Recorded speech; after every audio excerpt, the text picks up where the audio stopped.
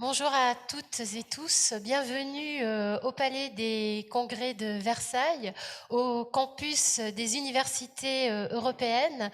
Nous sommes heureux de vous accueillir, les alliances universitaires, les étudiants, les chercheurs, les recteurs, les parties prenantes européennes pour cette grande journée de réflexion pour approfondir l'Europe et voir ce que le monde de la recherche et le monde universitaire peuvent accompagner tous les changements auxquels nous sommes confrontés, les profondes mutations et les défis de ce 21e siècle.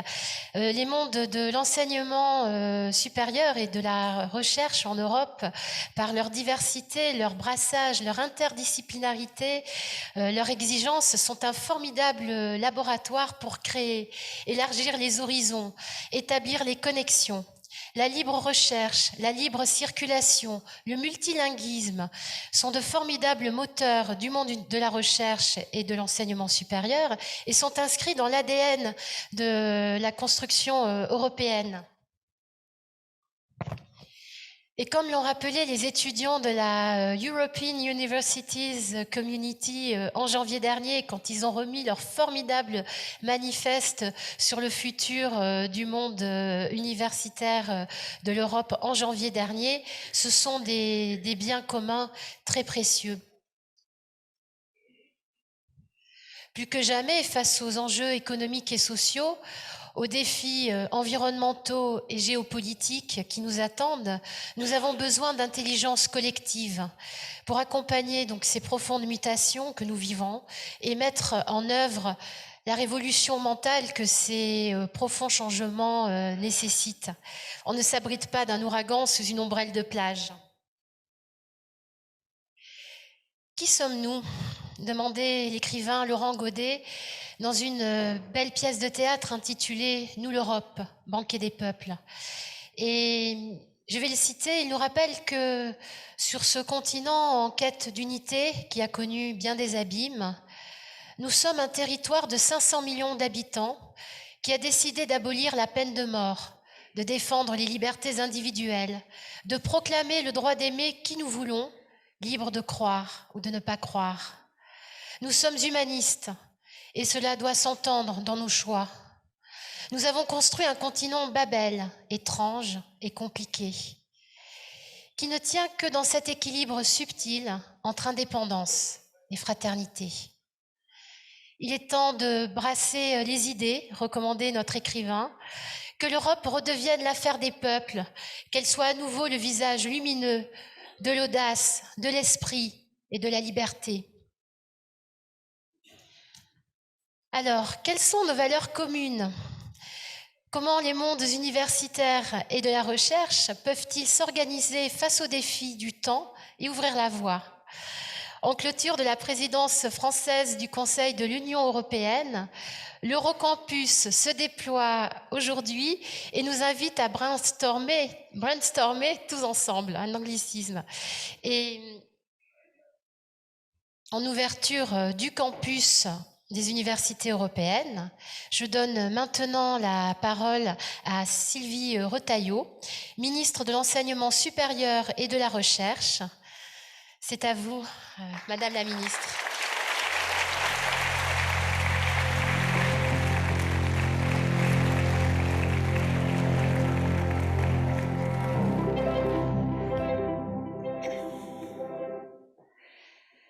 Madame la commissaire, chère Maria Gabriel, Madame la députée européenne, chère Laurence Farrenc, Monsieur le Président, cher Michael Murphy et chers collègues, cette 13e présidence française du Conseil de l'Union européenne, qui s'achève aujourd'hui, avait défini 3 priorités qui étaient toutes liées entre elles. Tirer le meilleur des synergies entre notre formation, notre recherche et notre innovation, le triptyque, on l'a dit tout à l'heure, l'ADN de nos universités, lancer un dialogue multilatéral renouvelé avec tous nos partenaires globaux, mais sur une base de réciprocité et de confiance, et puis bien sûr, consolider l'initiative des universités européennes. Ces priorités sont liées à une volonté de construire une Europe qui représente une puissance d'action et d'intelligence dans un monde où l'innovation s'accélère, les mobilités s'intensifient et où, bien sûr, le besoin de connaissances ne cesse de croître. C'est en cohérence avec cette volonté forte que s'unit l'ensemble du secteur européen et l'ensemble du secteur européen en particulier de l'enseignement et de la recherche. La France, consciente de cette aspiration commune, ainsi que du besoin d'articuler nos réponses à tous ces défis mondiaux, assume depuis plusieurs années une position qui est claire et stable. Nous pensons que c'est en rapprochant les politiques en matière d'enseignement supérieur, de recherche et d'innovation, et ce, à l'échelle européenne, que nous parviendrons à répondre à ces défis globaux et aux attentes de tous nos concitoyens. La PFUE nous a permis de proposer des idées et des actions en ce sens, et cela autour de 3 thèmes. Une Europe plus souveraine, un nouveau modèle européen de croissance et aussi une Europe plus humaine. Ces actions et ces idées se cristallisent autour d'un besoin fondamental, celui d'une coopération européenne renforcée. Il s'agit là d'un impératif, car à la fois vectrice de valeurs communes et puis aussi d'opportunités nouvelles. La coopération transnationale des universités et des organismes de recherche amplifie notre potentiel d'innovation européen et intensifie ce rayonnement international de tous nos établissements. À ce titre, la coopération européenne est donc en attente, exprimée aussi partout en Europe, et à laquelle les 27 États membres de l'Union européenne ont souhaité répondre. La réciproque est d'autant plus vraie, me direz-vous, que l'aboutissement de l'Union européenne passe par les universités qui, en formant des générations d'étudiants éclairés et conscients de leur appartenance européenne, façonnent notre futur commun. C'est bien cette double dimension qui a guidé notre présidence française, avec un accompagnement à la coopération européenne des universités qui se fait non seulement au bénéfice des étudiants, des professeurs et des chercheurs et de l'ensemble des personnels de nos établissements, mais aussi pour accroître encore la valeur du concours qu'ils apportent au futur de l'Europe. Dans ce contexte de crise qui a marqué cette présidence et qui nous a contraints à nous adapter et à adapter tous nos calendriers, tous nos événements, les priorités que nous avons définies sont quand même restées les mêmes. C'est certainement la marque de leur pertinence. À Marseille, en mars, nous avions déjà souligné les principes et les valeurs indispensables à une coopération internationale, et cela en matière de recherche et d'innovation. La crise sanitaire, puis l'invasion de l'Ukraine ont souligné une fois de plus la nécessité d'affirmer fortement ces principes et ces valeurs, et le besoin de nous montrer solidaires et coordonnés pour mettre en œuvre une réponse efficace. Cette coordination nous a permis d'être cohérents face à l'agression russe de l'Ukraine. Nous avons parallèlement suspendu la Russie de ses droits de représentation du processus de Bologne, et puis nous avons aussi adapté le programme Erasmus+, dès le mois de mars, pour aider étudiants, chercheurs, professeurs ukrainiens en exil. Aujourd'hui, l'appel de certaines universités européennes à lancer un jumelage avec des universités ukrainiennes, confirme l'idée que nous avions déjà. La coopération européenne à tous les niveaux nous permet effectivement d'être plus résilients, mais aussi plus forts. Si l'Europe est une idée, affirmait le président de la République dans son discours de la Sorbonne, les universités européennes sont désormais la preuve que l'Europe est aussi capable de réalisations concrètes et rapides. Que l'on imagine un instant ce que l'on disait il y a quelques années et que l'on regarde aujourd'hui le chemin parcouru. Il y a 5 ans, le président de la République appelait à la création d'une vingtaine d'universités européennes, qu'il imaginait comme des réseaux d'universités de plusieurs pays d'Europe mettant en place un parcours où chacun de leurs étudiants étudiera à l'étranger et suivra des cours dans 2 langues au moins. Alors que cette initiative est désormais prolongée par une nouvelle phase qui démarrera à l'été, les universités européennes montrent déjà l'impact d'une transformation avec une intégration à tous les niveaux, d'une excellence académique, d'une capacité d'innovation, mais aussi d'un épanouissement de nos communautés universitaires qui partagent en effet les mêmes valeurs et qui créent cette identité commune. Que l'on songe à ce qu'ont créé les universités européennes, avec près de 300 établissements impliqués, plus d'1 millier de partenaires et près de 20% d'étudiants en Europe concernés, le succès de cette première phase pilote est indéniable. Dans un contexte pourtant marqué par cette crise, ces crises et le ralentissement de la mobilité étudiante, chacune de vos alliances a été contrainte de s'adapter, de mettre en perspective ses calendriers, mais aussi ses objectifs. Mais aussi, toutes vos alliances ont tiré parti de ces opportunités nouvelles avec ces crises, notamment l'accélération de cette transition numérique, la réalisation des premières universités européennes sont indiscutables et ces alliances ont développé des enseignements communs, des programmes de mobilité innovantes. Nous avons un peu inventé la mobilité virtuelle, même si l'on croit que la mobilité présentielle reste primordiale et importante. Parfois, nous avons pu toucher les zones rurales pour des étudiants qui en bénéficiaient pour la première fois. Elles ont élaboré des masters conjoints, des cotutelles. Elles ont façonné de nouveaux réseaux d'étudiants européens, ambassadeurs de leurs alliances, et elles ont expérimenté de nouvelles opportunités d'apprentissage et de mobilité qui nous ont été offertes à tous. Elles sont perçues comme des lieux de partage de bonnes pratiques, parfois même de think tank, et ont commencé à mettre en œuvre des stratégies de recherche communes. Dans ce cadre, elles peuvent contribuer aussi au développement d'écosystèmes d'innovation à l'échelle européenne, par la création de liens avec les partenaires locaux, mais aussi le partage de bonnes pratiques. Ces projets ont permis de créer des ponts à tous les niveaux, et tout en offrant aux partenaires professionnels et au monde scientifique de nouvelles compétences et de nouveaux savoirs. Ces avancées tangibles nous surprennent par leur audace, alors que les premières alliances d'universités européennes n'ont que 3 ans. Elles montrent ce qu'une approche initiée par les opérateurs, fondée sur la confiance et l'initiative des établissements, peut apporter à notre enseignement supérieur européen. C'est grâce à leur vision de long terme et l'implication qu'elles vouent à l'expérimentation que les universités européennes se démarquent parmi les diverses formes que prend la coopération institutionnelle et qu'elles leur inspirent. Que de chemin parcouru, disais-je, aux côtés de ces universités européennes, depuis la rencontre en 2021 avec le ministre Madame Frédérique Vidal et les 41 alliances, nous les avions réunies à plusieurs reprises, d'abord au Forum des universités pour le futur de l'Europe en janvier, et puis à nouveau aujourd'hui. Entre-temps, vous avez travaillé avec nos partenaires du Conseil à l'adoption de plusieurs projets de conclusion et de recommandations qui soulignent toute l'importance que les alliances ont à nos yeux.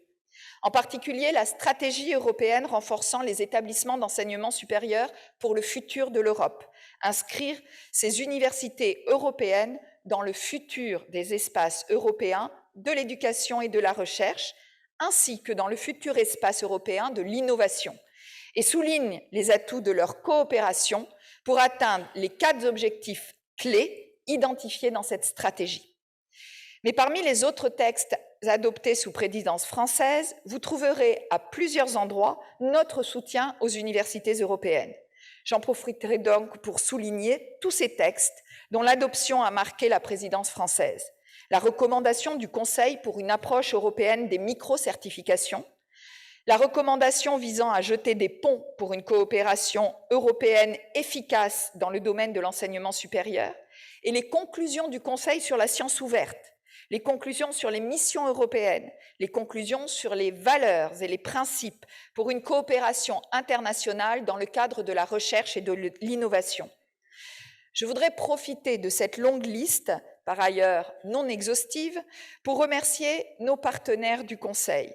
Le soutien qu'ils nous ont apporté tout au long de cette présidence nous a permis de mener à bien le programme de travail que nous nous étions fixés. Nous avons avancé ensemble pour la construction des espaces européens, de l'éducation et de la recherche, et je leur en suis réellement reconnaissante en les remerciant chaleureusement.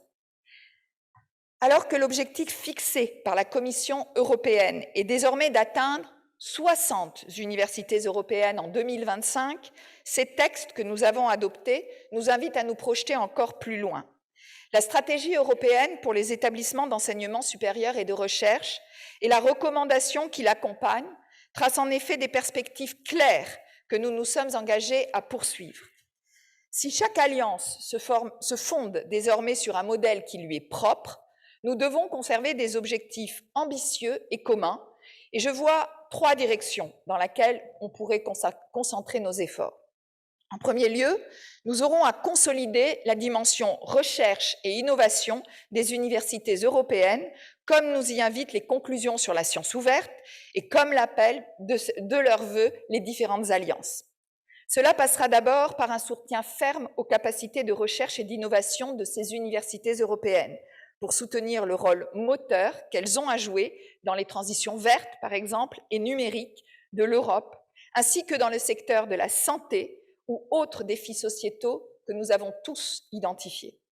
Progressivement, vos alliances imprègnent le monde universitaire européen et renforcent la confiance dans la science. Elles aiguillent le regard que la société européenne porte sur la science et renforcent le fondement des politiques publiques sur les connaissances.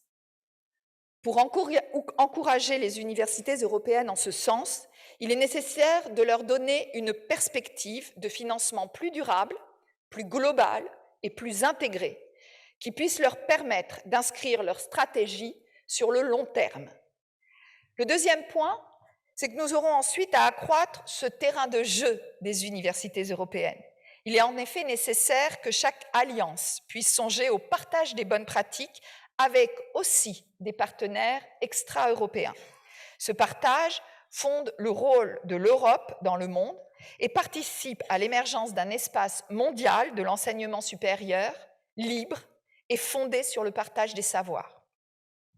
Cela passera d'abord par le développement de davantage de programmes conjoints d'excellence, le développement des programmes conjoints visibles et attractifs, qui est non seulement un levier d'attractivité pour les étudiants du monde entier, mais aussi une garantie contre la fuite des cerveaux, un gage pour une mobilité équilibrée des étudiants, mais aussi des chercheurs au niveau européen. Le lancement du label européen pour les diplômes conjoints cette année est une étape importante à cet égard que nous accompagnerons. Le troisième point, enfin, pour faire de l'idée européenne une réalité, il faut que nos universités deviennent concrètes, tangibles, afin d'offrir la possibilité à nos étudiants d'étudier partout comme chez soi, pour faire des universités européennes une vitrine de l'excellence européenne au plan international. J'en appelle donc à vous, mesdames et messieurs les recteurs d'universités membres des Alliances, pour poursuivre tous ces efforts, pour tester différents modèles, pour bâtir des stratégies qui vous renforceront et qui attireront les meilleurs talents au plan mondial, pour façonner aussi de nouveaux instruments de coopération dans les espaces européens d'éducation, de recherche et bientôt d'innovation. En somme, je vous invite à continuer à expérimenter pour ancrer davantage ce sentiment d'appartenance européen de nos étudiants. Ce campus des universités européennes, en revenant sur les valeurs incarnées par les alliances, en insistant sur les attentes qu'en ont tous nos étudiants, en interrogeant aussi la perception qu'ont nos partenaires dans le monde entier et démontre, si besoin en était, que les universités sont bien plus qu'une idée. Avec nos partenaires, le ministère de l'Europe et des Affaires étrangères, France Université que je salue ici, mais aussi la CDFI, le HCERS, la CTI, Campus France et l'agence Erasmus+, nous vous invitons donc à échanger sur le futur de nos universités européennes. Je voudrais vraiment et chaleureusement remercier chacun d'entre vous et chacune d'entre vous de nous faire l'honneur de votre présence aujourd'hui, de cette participation aux différentes tables rondes et aux ateliers qui vont jalonner les événements. Et puis, je n'ai plus qu'à vous souhaiter une excellente journée, mais surtout des échanges fructueux et un bon futur pour toutes nos universités européennes. Merci beaucoup.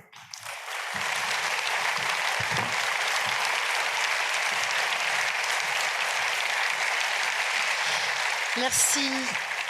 Merci beaucoup, Madame la Ministre.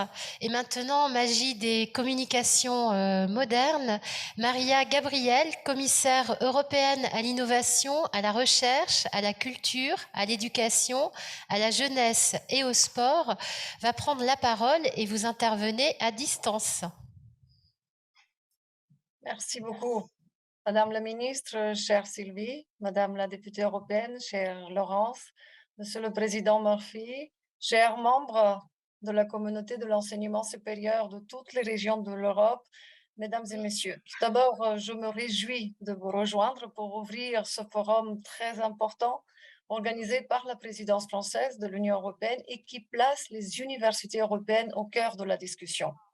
Tout d'abord, je voudrais remercier la présidence française pour son soutien sans faille à l'initiative des universités européennes, ainsi que sa volonté, on vient de le voir, de la voir prospérer, et ce, depuis le discours fondateur du président Macron, qui a été essentiel.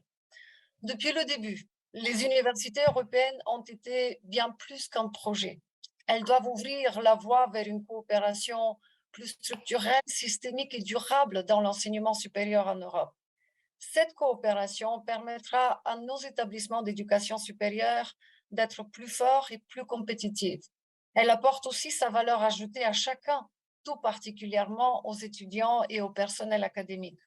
Et pour cela, il est essentiel de développer la résilience et de promouvoir la durabilité. Cela nécessite aussi davantage d'innovation, de technologies numériques, de coopération transnationale, ainsi que des alliances plus inclusives et ouvertes sur le monde, tout en étant de sérieux compétiteurs sur la scène mondiale. Les alliances et leurs institutions partenaires ne seront pas les seuls à bénéficier de cette coopération. En fait, tous ceux qui seront inspirés par votre travail et qui marcheront dans vos pas en découvriront les avantages. Par ailleurs, l'impact positif sur les transitions dans lesquelles nos sociétés se sont engagées afin de devenir plus écologiques, plus numériques et inclusives n'en sera que renforcé. Donc, le programme des tables rondes des ateliers d'aujourd'hui est particulièrement dense et stimulant. Les discussions s'annoncent très riches. Et je me réjouis vraiment de voir que vous allez discuter des enjeux et priorités de la stratégie européenne pour les universités, tels que la promotion de notre mode de vie européen, la coopération transnationale, les partenariats avec les écosystèmes ou la dimension globale de l'enseignement supérieur, mais aussi réfléchir à la manière dont les universités européennes peuvent jouer leur rôle de modèle pour l'avenir des universités en Europe. Parce que, soyons clairs, le premier objectif de la stratégie européenne pour les universités est de renforcer la dimension européenne de l'enseignement et de la recherche et de permettre une coopération plus poussée entre universités en Europe. Nous l'avons vu pendant la pandémie.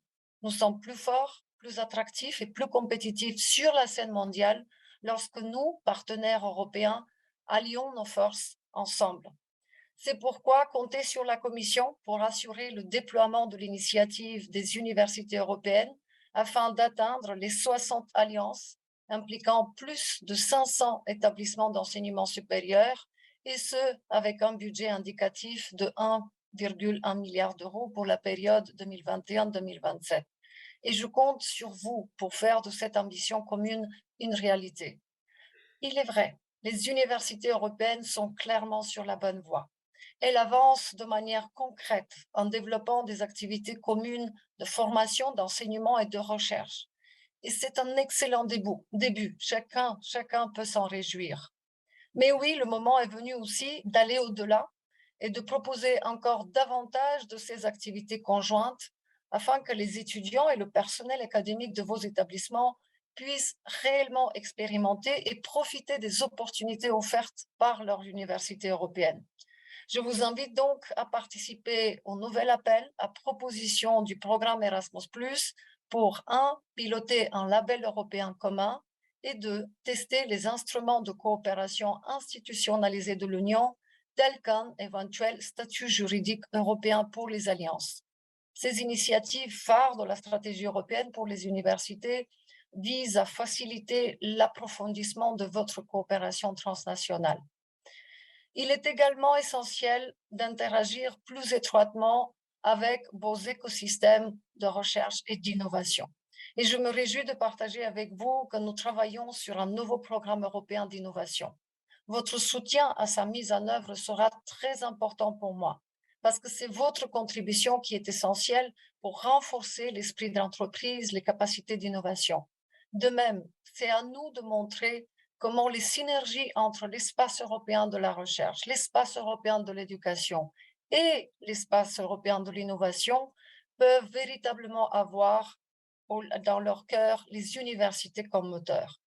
Et je pense que vous serez d'accord avec moi quand je dis que les universités du futur nécessitent un soutien particulier, à la fois en interne de la part de vos établissements, mais aussi le soutien de l'Union européenne, ce qui ouvrira la voie vers un impact structurel, systémique et durable. Pour y arriver, vous savez que vous pouvez compter sur plusieurs alliés, y compris l'Union européenne et ses États membres. Nous vous apportons notre soutien et vous encourageons à tracer votre propre voie en suivant votre engagement partagé à construire des ponts entre les disciplines, à respecter la liberté académique et l'autonomie institutionnelle, ainsi qu'à équilibrer les disparités géographiques. Et la Commission continuera à vous soutenir dans votre mission visant à redessiner l'avenir de l'enseignement supérieur en assurant un financement plus pérenne aux alliances qui le méritent. Mais notre soutien sera aussi politique, comme le démontre l'adoption du 5 avril dernier de la recommandation du Conseil visant à ajouter des ponts pour une coopération européenne efficace dans le domaine de l'enseignement supérieur.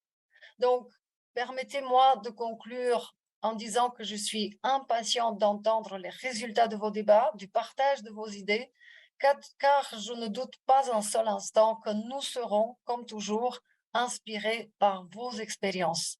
Je vous souhaite de vivre un campus des universités européennes vivant et fructueux, dont les conclusions viendront enrichir la mise en œuvre de la stratégie européenne pour les universités. Encore une fois, merci à toutes et à tous.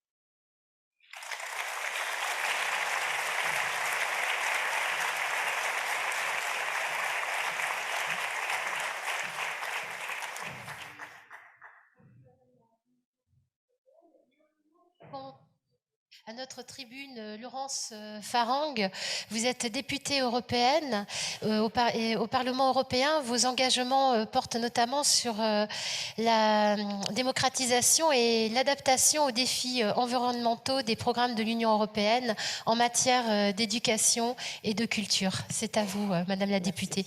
Merci.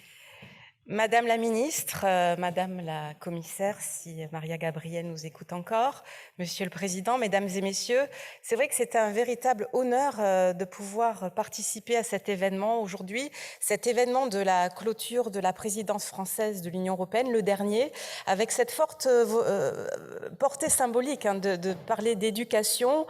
Je pense que c'est un signe très encourageant et porteur de sens.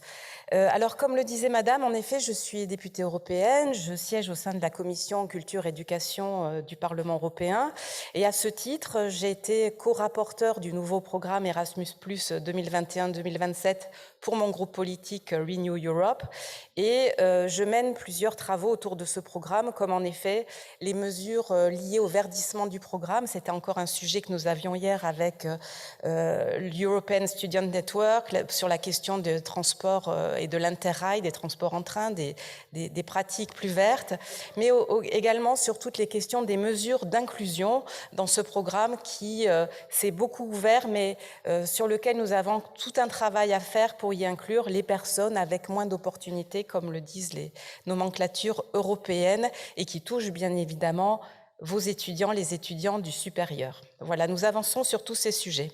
Donc, je suis particulièrement heureuse d'être là, en clôture de cette présidence française de l'Union européenne, qui de l'avis unanime est un succès sur toutes les victoires qui ont été remportées sur des grands sujets, le sujet de la transition climatique avec l'adoption encore la nuit dernière du paquet climat pour réussir la transition et la neutralité carbone en 2050, sur la question de la souveraineté numérique avec des textes très forts qui vont permettre de réguler les GAFAM, donc souveraineté puisqu'ils touchent des acteurs américains. Question sociale aussi avec l'établissement du salaire minimum, mais aussi de la parité homme-femme avec l'égalité salariale. Tous ces sujets, ils ne sont pas anodins, ils touchent bien sûr à votre action, à vos engagements, à vos relations avec les étudiants. Et donc c'est pourquoi je trouve encore une fois particulièrement heureux d'avoir cet événement aujourd'hui. J'avais participé en tout début, en ouverture de la présidence française de l'Union européenne, à un événement sur le même thème. Alors, la France venait tout juste de prendre donc les rênes de la présidence française. Le président Emmanuel Macron avait prononcé un discours très volontariste devant le Parlement européen, et je souhaite le citer. En préambule de son intervention, il disait « Nous devons faire de l'Europe une puissance démocratique, culturelle et éducative ». Cela faisait écho au discours de la Sorbonne de 2017 où il disait si justement le ciment le plus fort de l'Union sera toujours la culture et le savoir. Ce discours avait également et surtout lancé la grande idée des alliances d'universités européennes et je le cite à nouveau, je propose la création d'universités européennes qui seront un réseau d'universités de plusieurs pays d'Europe, mettant en place un parcours où chacun de leurs étudiants étudiera à l'étranger et suivra des cours dans 2 langues au moins. Il souhaitait qu'une vingtaine d'universités soient créées d'ici 2024.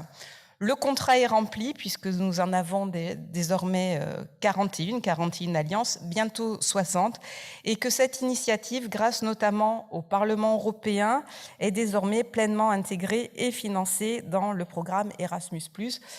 Je dois dire qu'il a fallu convaincre certains de nos collègues, mais aujourd'hui, ces collègues qu'il fallait convertir demandent encore plus de financement. Donc je pense que le succès est là et est très prometteur pour l'avenir. Donc depuis 1987 et la création d'Erasmus, ce sont les universités qui, les premières, se sont engagées dans ce programme de mobilité qui est notre meilleur atout pour la circulation des connaissances et de la construction d'une Europe faite de rencontres, d'échanges, d'amitié européenne, d'échanges de savoir, bien sûr, mais c'est vraiment Erasmus, le symbole de notre construction européenne et de son avenir. Il paraît donc logique que, de nouveau, les universités soient le fer de lance de l'intégration européenne par ce savoir et ces échanges et par ces alliances qui se construisent et se renforcent année après année. Alors, à mon avis, et ça a été répété peut-être dans d'autres termes, il y a 3 piliers vraiment qui gouvernent ces alliances. C'est l'excellence, la démocratisation et l'identité européenne. L'excellence, c'est un point clé parce que ça rejoint tous nos grands défis européens, les grands défis qui s'imposent à nous avec encore plus d'acuité, presque, je dirais même de cruauté, compte tenu des crises que nous traversons, compte tenu de la pandémie, compte tenu de la guerre en Ukraine et des décisions très graves qui doivent être prises pour reconquérir notre souveraineté. Nous sommes en plein changement de paradigme et cette question de la souveraineté européenne, elle ne sera pas faite sans les femmes et les hommes, sans renforcer nos compétences, sans retenir nos enseignants-chercheurs et nos étudiants. Donc, premier point qui me paraît absolument crucial dans l'ambition que nous avons pour ces universités européennes. Démocratisation ensuite, et l'inclusion est un pilier fondamental du travail que nous menons sur tous les programmes européens et notamment en matière d'éducation et dans le programme Erasmus, parce que à travers le principe même des universités européennes, on est dans une démarche structurelle d'accès à la mobilité et d'accès à l'ouverture européenne et internationale. Ici, ce sont les universités entières qui sont embarquées dans la grande aventure européenne. Même sans partir en mobilité, les étudiants peuvent bénéficier de cursus européens et des projets menés. Renforcement de l'identité européenne, c'était à la base même de la création de ces universités, bien sûr, parce que à travers les enseignements qui sont donnés, qui sont offerts aux étudiants, à travers des projets d'université, on met en commun et on découvre tout ce que nous avons en commun. J'ai dans ma ville, je suis paloise, je suis basée à Pau, l'exemple de l'Alliance Unita Universita Montium, qui est un projet très intéressant, comme tous les projets évidemment, mais bien sûr il me tient plus chèrement à cœur, qui à la fois démontre comment on peut mettre en commun nos savoirs là sur la question de l'économie de montagne entre Chambéry, Turin, Saragosse, Timișoara, Covilla et Pau, et à la fois développe une forte dimension culturelle avec tout le travail sur les langues romanes. Voilà, c'est un exemple que je voulais citer parce que vous avez compris qu'il me tenait à cœur. Mais voilà ces trois pôles, excellence, démocratisation, identité européenne au cœur de ce projet, et quelle plus belle ambition. La prochaine étape est bien sûr la reconnaissance pleine et entière des diplômes universitaires, ou non d'ailleurs, dans tous les États membres. Et à ce titre, les universités européennes sont le parfait niveau permettant d'aller plus loin que la reconnaissance, c'est-à-dire la création de diplômes communs véritablement européens. Je retiens de mes échanges avec certains d'entre vous que ces diplômes ne vont pas toujours de soi, qu'ils sont difficiles à créer. Je le conçois. Diplôme commun pour une faculté, pour une matière spécifique, pour toute université. Le questionnement est vaste, mais passionnant. Donc nous comptons sur vous à l'échelle européenne pour être vraiment les pionniers sur toutes ces questions que nous souhaitons à terme être une réalité du diplôme européen, au-delà de la reconnaissance des diplômes. Et je place notamment de grands espoirs dans le projet pilote qui a été lancé par la Commission le 15 juin dernier. Cet appel à projet pour intensifier les relations entre établissements du supérieur et la création d'un Joint European Degree Label. Je suis sûre que cette initiative permettra de renforcer l'attractivité et le rayonnement de nos universités, à la fois pour nos étudiants européens, mais aussi pour les étudiants étrangers, pour qui la perspective de recevoir un diplôme européen serait sûrement plus parlante qu'un diplôme d'une université qui ne serait pas nécessairement connu à l'étranger. Je souligne juste un point sur l'Ukraine, parce que c'est évidemment un point qui nous a beaucoup occupés lors de ces dernières semaines, avec l'accueil d'étudiants étrangers, mais aussi de professionnels. Et on voit qu'on a cette question de la reconnaissance des compétences pour que tous les réfugiés qui étaient arrivés, notamment beaucoup en Pologne, mais aussi en France, puissent accéder directement à un travail et que leurs compétences soient retenues. Donc c'est un sujet un peu différent, mais je souhaite le citer parce qu'il nous a beaucoup occupés. Nous en avons beaucoup parlé avec Maria Gabriel, évidemment. Alors ces aspirations de reconnaissance, d'harmonisation, de reconnaissance, comme je le disais, ne sont pas seulement les vôtres ou les miennes ou les nôtres, mais aussi celle des citoyens européens.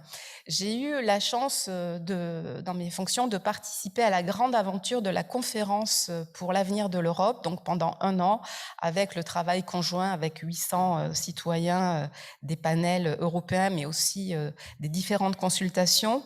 Et je dois dire que dans les travaux qui se sont achevés en mai 2022, l'éducation et l'accès au savoir ont été centraux dans les débats. Et les citoyens ont été très clairs dans leurs recommandations finales.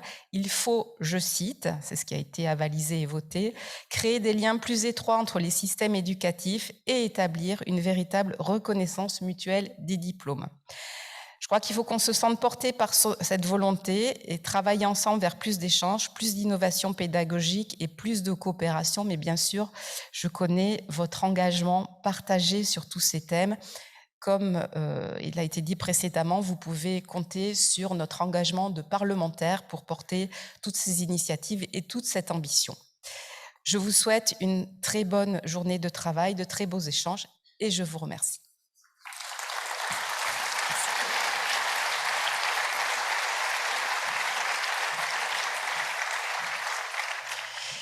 Merci, Madame la députée européenne. Et maintenant, je donne la parole à Michael Murphy, président de l'Association européenne de l'université, l'EUA, et qui intervient également à distance.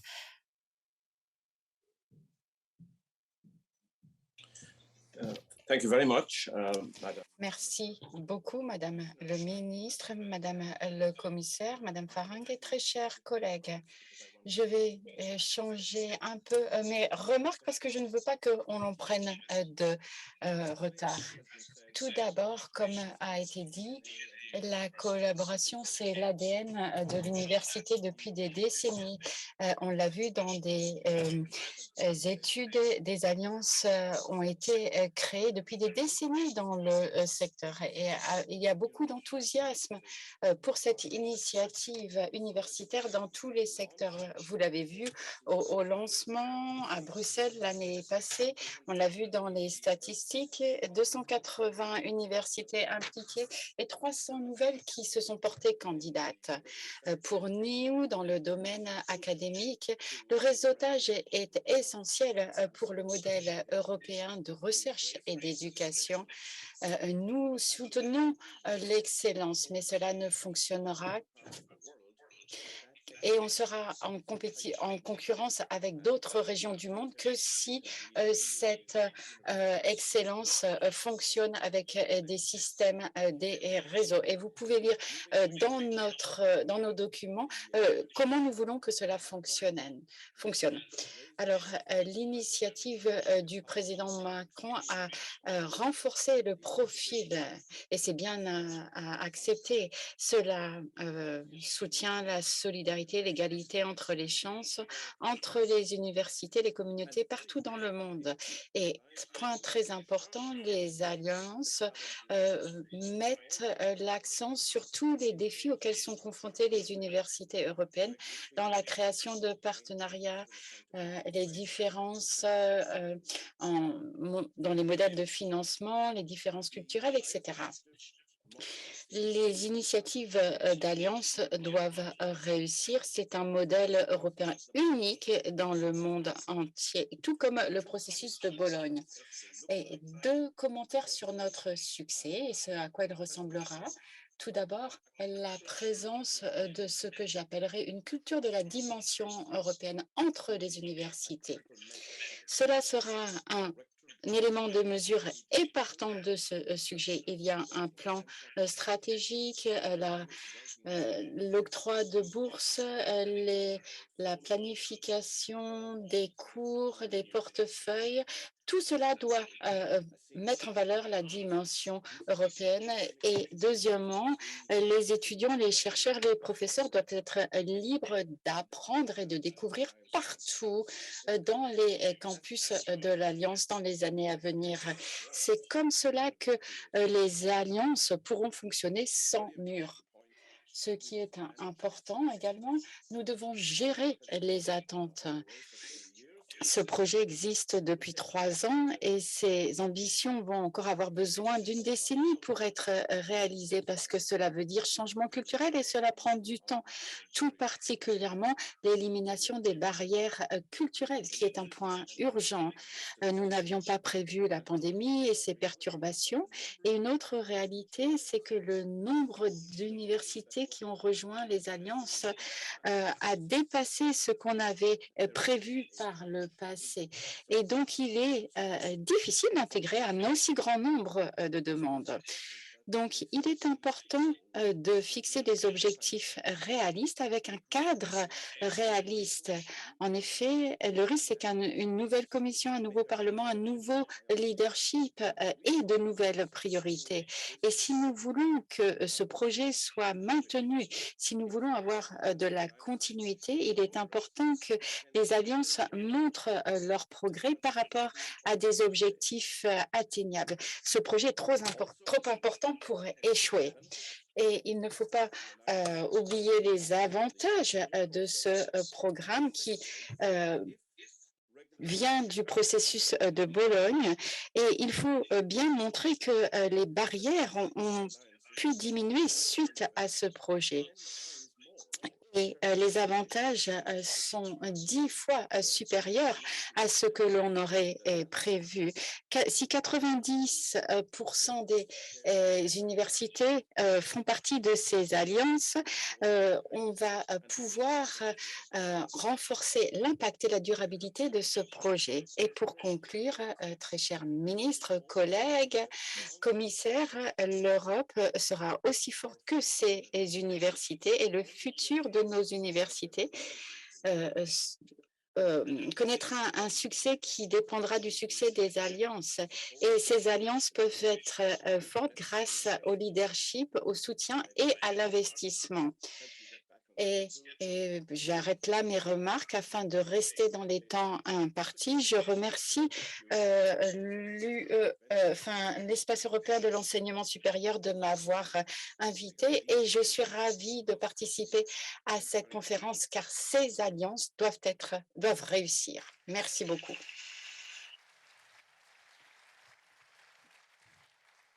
Merci Michael Murphy. Nous allons vous proposer maintenant une table ronde et j'en profite pour vous rappeler un petit peu le programme de la journée. Nous aurons 5 ateliers sur la question de renforcer la dimension européenne dans l'enseignement supérieur, la recherche et l'innovation. Et ces ateliers sont encadrés par 2 tables rondes, l'une ce matin et la deuxième cet après-midi à 16h. Et donc là, pour cette première table ronde, pour modérer cette rencontre, j'appelle Patrick Nedelec, chef de la délégation aux affaires européennes et internationales pour le ministère de l'enseignement supérieur et de la recherche. Oh, nous avons une petite interruption. Cette table ronde est consacrée à pour titre « Approfondir le sentiment d'appartenance européenne fondé sur des valeurs communes ». Merci Patrick Nedelec. Merci beaucoup. Nous avons pris un tout petit peu de retard, donc je vais malheureusement très rapidement démarrer tout de suite cette table ronde et je vais appeler sur la scène Sophia Eriksson-Waterschut, Laurence Faringue, Jakub Grodecki, Renaud Dehousse, Jean-Marc Planex et nous aurons en ligne Christina Moberg et Ola Viktorivna Porkurian et Michal Zazada.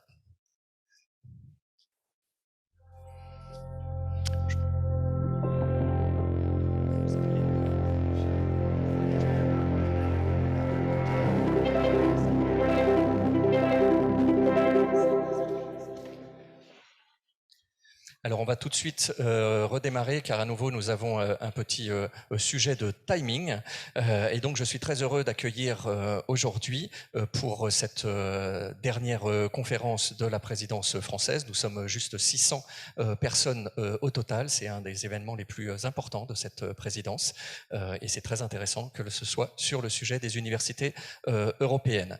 Comme vous l'avez vu, cette table ronde va être consacrée à l'ambition que nous sommes donnés sur ces universités européennes, ambition qui se résume, comme cela a été dit ce matin, sur l'excellence, sur la démocratie des universités européennes, mais aussi la création d'une nouvelle génération d'Européens capables de coopérer, de travailler au sein de différentes cultures européennes, par-delà les secteurs et les diverses disciplines universitaires. Donc je démarrerai tout de suite avec... je vais d'abord présenter les différents panélistes. Sophia Eriksson-Waterschut, vous êtes directrice générale de l'éducation et de la culture à la Commission européenne. Laurence Faringue, eurodéputée, membre de la Commission de la culture et de l'éducation au Parlement européen. Jakub Grodecki, vous êtes président de l'Institut universitaire européen de Florence qui est membre de l'Université européenne Civica. Nous avons aussi Jean-Marc Planex avec nous, vice-président des partenariats académiques et de la gouvernance à l'Université de Strasbourg et Alliance des universités européennes Épicure. Renaud Dehousse, président de l'Institut universitaire européen de Florence qui est membre de l'Université européenne Civica.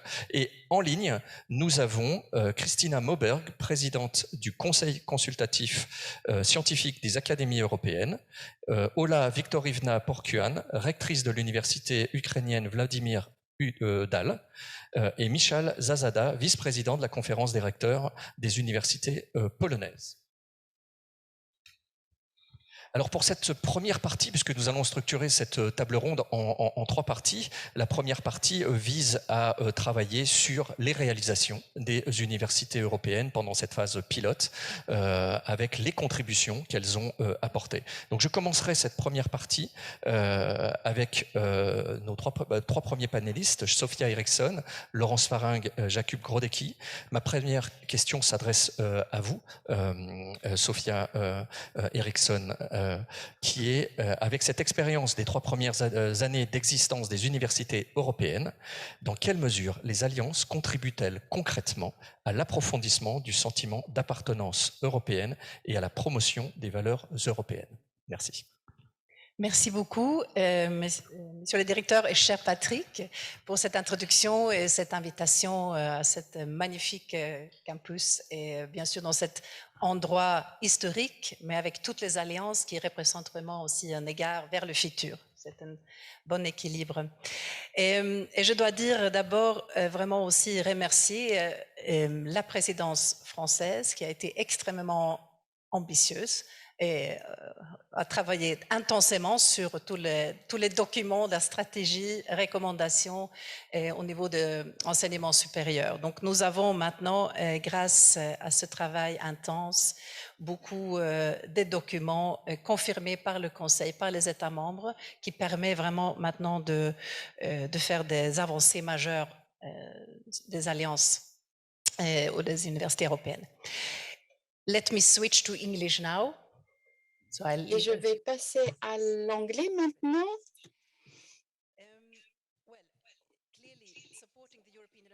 Soutenir l'initiative des universités européennes a été une priorité pour la présidence et en fait, on a réussi à rassembler tout le monde dans ce lieu pour faire ce que l'on ne pouvait pas faire vraiment pendant la pandémie, avoir la possibilité d'échanger et de voir quels ont été les progrès réalisés jusqu'à présent au cours des 3 dernières années. Et si, en effet, nous voulons promouvoir des valeurs européennes communes, eh bien, je pense que les universités européennes en sont un excellent exemple.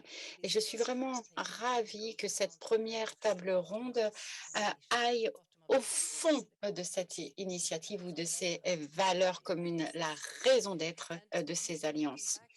Et si on regarde un petit peu en arrière, au début de cette initiative qui a été co-créée par plusieurs États membres, on s'est permis de rêver et de penser en grand et d'avoir une vision vraiment ambitieuse. Et non seulement cela, mais nous voulions également créer une nouvelle génération d'Européens qui bénéficieraient de choses qui n'étaient pas faciles, avoir une offre plus souple, plus modulaire d'enseignement supérieur qui pourrait bénéficier de différents programmes de différentes universités dans différents pays, mais qui bénéficieraient également de ce sentiment d'appartenance au continent européen.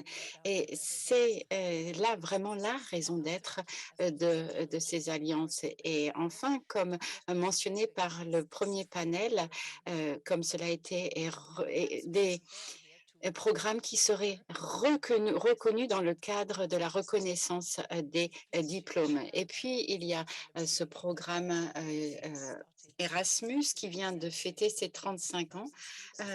On a commencé avec 3000 étudiants. Maintenant, on est à plus de 12 millions de participants qui ont bénéficié de ce système. Donc, c'est vraiment exceptionnel. Et donc, nous formons une nouvelle génération d'Européens grâce à nos 41 alliances d'universités européennes et effectivement qui sont soutenues par Erasmus+, ce qui est complété par le programme Horizon+.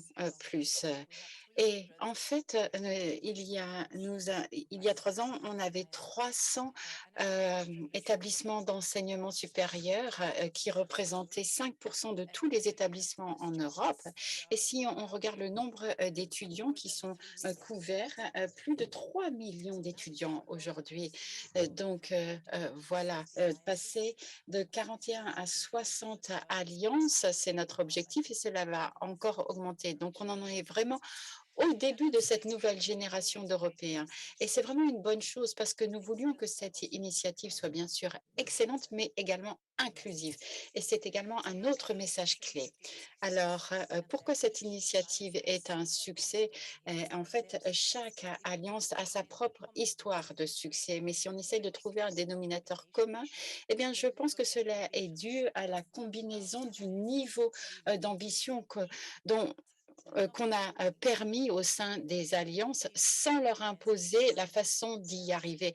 On les a laissés définir leur approche. Mais rien n'aurait été possible si nous n'en avions pas eu cette approche dont nous rêvions au début. Donc ce sentiment d'identité, d'appartenance, c'est vraiment la force de cette initiative.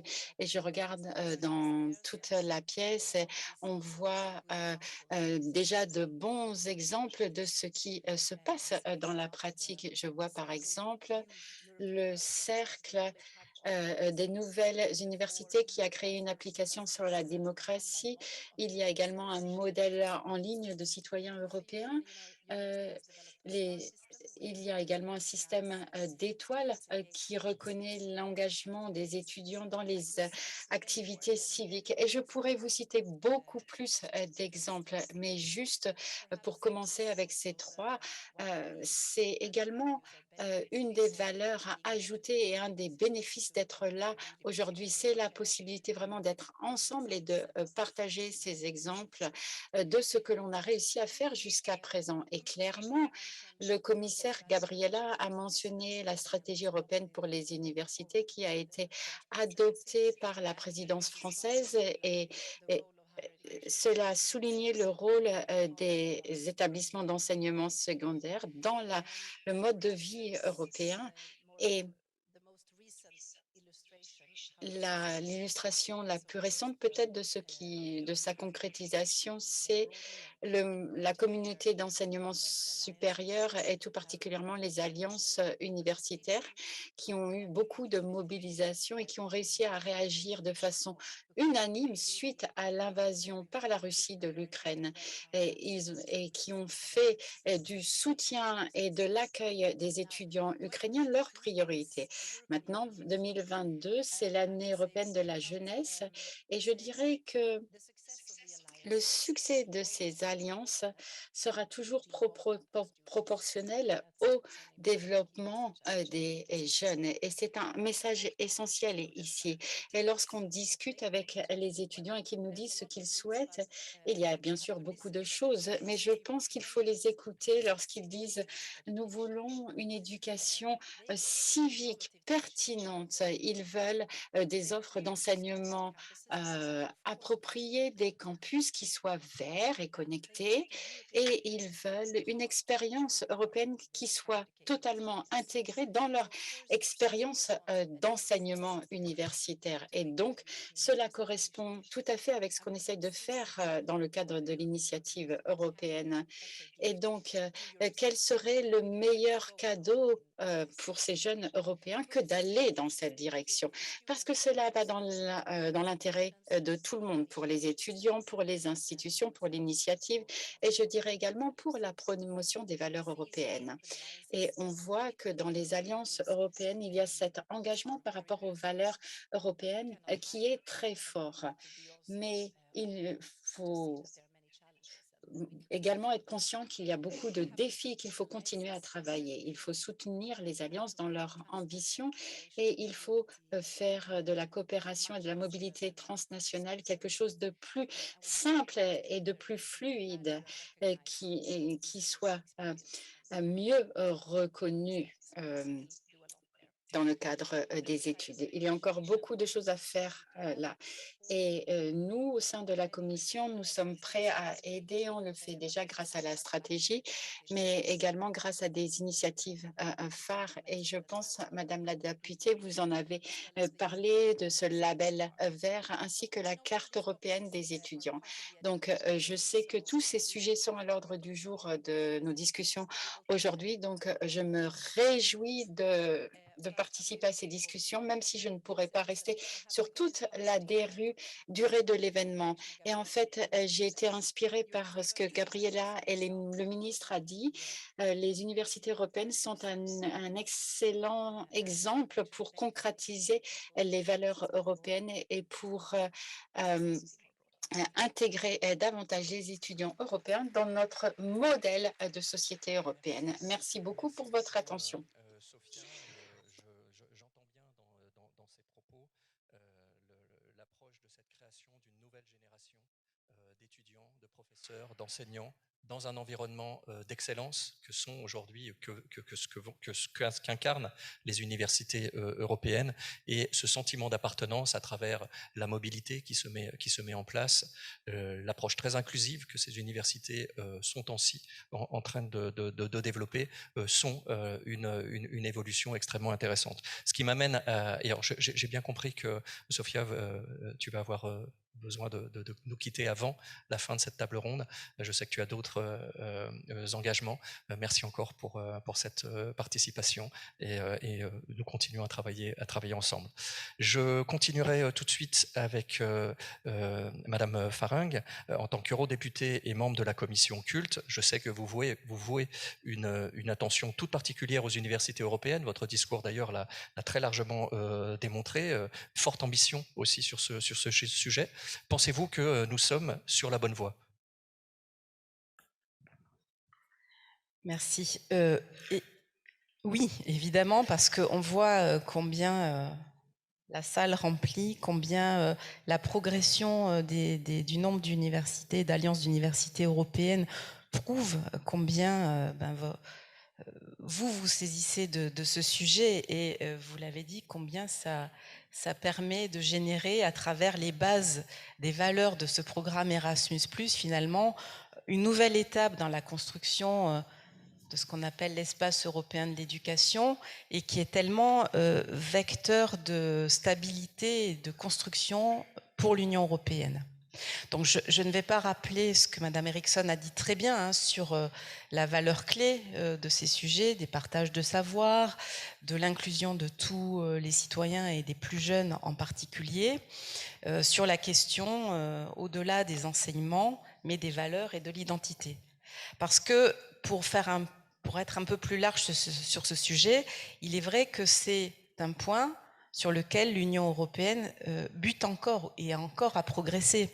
Dans les valeurs européennes, il y a bien sûr notre fondement d'état de droit, et à travers l'état de droit, la liberté, de la justice, des institutions et de l'éducation, qui est absolument au cœur.